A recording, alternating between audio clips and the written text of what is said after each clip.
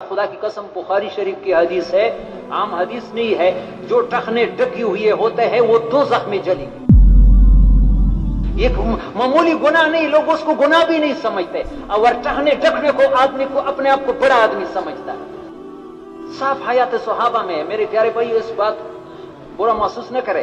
حضرت عمر نے ایک تو بخاری میں یہ ہے کہ ایک نوجوان آیا، حضرت عمر خنجر لگ گیا فجر کی نماز میں، گھر لے گیا، شربت لایا گیا، وہ ہتھڑیوں سے نکل گیا، دودھ لایا گیا، پتہ چلا کہ ابھی دنیا سے جا رہا ہے۔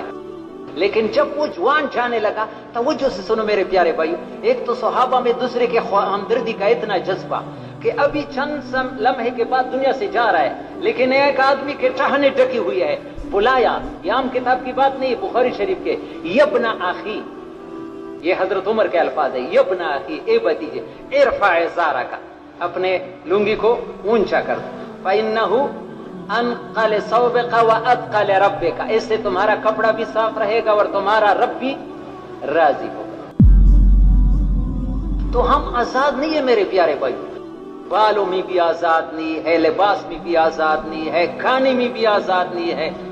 ایک آدمی بائیں ہاتھ سے کھا رہا، نبی علیہ السلام نے فرمایا بائیں ہاتھ سے نہ کھاؤ، اس نے کہا میرا دایاں ہاتھ منہ تک اٹھتا نہیں، تکبر۔ نبی علیہ السلام نے فرمایا اللہ کرے کہ نہ اٹھے، پھر کبھی زندگی میں ہاتھ اٹھا نہیں ہے، شل ہو گیا۔ لا تاکلوا بالشمال ولا تشربوا بالشمال، بائیں ہاتھ سے نہ کھاؤ، بائیں ہاتھ سے نہ پیو، فإن الشیطان یاکل بشمالہ ویشرب بشمالہ، بائیں ہاتھ سے کھانا پینا کون کرتا ہے؟ شیطان۔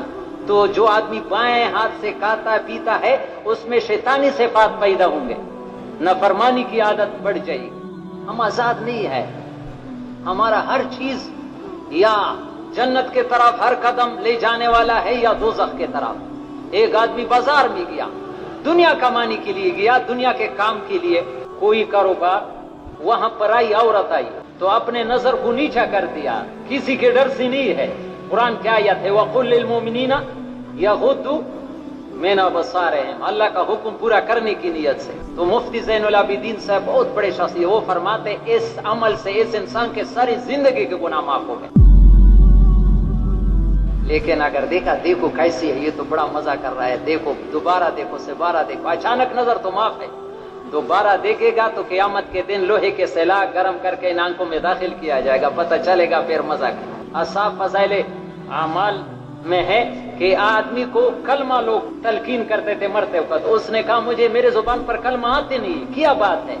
ایک دکاندار تھا، میں ایک لڑکی آئی حسین تھی، مجھ سے تولیہ خرید، میں اس کو دیکھتا رہا، تو اس گناہ کی وجہ سے ابھی مرتے وقت میرے زبان پر کلمہ نہیں آتا۔ ہمارے آنکھوں کی حفاظت، زبان، کان، یہ سارا ریکارڈ ہوتا ہے، اس کو سیکھنا ہے، یہ مشین سیکھا ہوا نہیں ہے، کیا سننا ہے، کیا بولنا ہے۔ ایک آدمی لایا جائے گا، یا اللہ اس نے بہت سے نیک اعمال کیے ہوں گے لیکن پھر بھی اس کو دوزخ میں ڈالا جائے گا۔ توجہ سے سنو، مولانا یوسف رحمہ اللہ کے بیان میں حدیث کا حوالہ دیا، وہ حیران ہوگا اتنا نیک آدمی، فرمایا تم نے ایک بات کہی تھی جس کی وجہ سے دو قبیلوں میں دشمنی پیدا ہوگی تمہارے بات کے، پہلے اس سزا کو چکھو پھر تمہارے نیک اعمال کا حساب تب میں ہوگا۔ اور ایک دوسرا آدمی ہوگا جس کے اعمال بہت تھوڑے ہوں گے لیکن اس کو بہت نوازا جائے گا، تو وہ حیران ہوگا، اس نے کہا تم نے ایک بات کہی تھی جس کی وجہ سے دو قبیلے آپس میں جڑ گئے، مسلمانوں کی جوڑ کے بات کی، یہ جسم استعمال کرنا سے۔ ایک آدمی کنز الاعمال میں ہے، مردے کو غسل دے رہا ہے، کس کو غسل دے رہا ہے؟ حدیث ہے، اور مردے میں اس کو کوئی عیب نظر آیا، کیا نظر آیا؟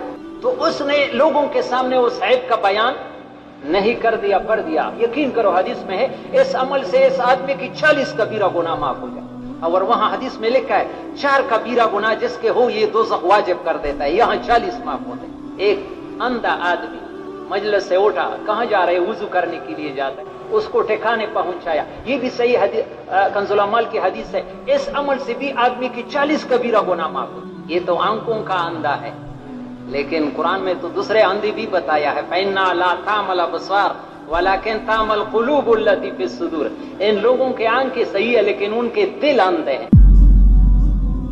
آنکھوں کا اندھا اندھے پن پر صبر کرے گا، بالکل صاف حدیث میں ہے یہ جنت میں جائے گا۔ کہاں جائے گا؟ حدیث ہے اللہ فرماتے ہیں جس کی دو محبوب چیزیں میں لے لیتا ہوں، مراد آنکھیں ہیں، تو اس کے بدلے میں اس کے لیے میں جنت لکھ دیتا ہوں، لیکن جو دل کا اندھا ہے وہ جنت میں جائے گا۔ ابھی دل کے اندھوں پر محنت کرنا، اس کو صحیح راستے تو پھر کتنا ملے گا۔ تو اس لیے میں نے عرض کیا میرے پیارے بھائیوں، ابھی ہم دھوکے میں ہیں۔ دین کیا ہے؟ حال کے امر کو پہچان۔ اس وقت میرے طرف اللہ کا کون حکم پھیلا کرنا ہے؟